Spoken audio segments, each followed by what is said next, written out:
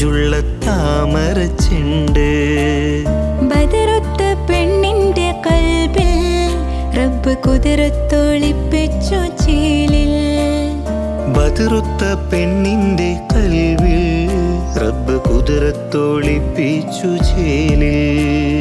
കസവണിഞ്ഞ തേക്കിനാക്കൾ പൂക്കളായി വിരിഞ്ഞു, കറകന്ന മാനസത്തിലമ്പിളി തെളിഞ്ഞു. കസവണിഞ്ഞ തെങ്കിനാക്കൾ പൂക്കളായി വിരിഞ്ഞു, കറകന്ന മാനസത്തിലമ്പിളി തെളിഞ്ഞു.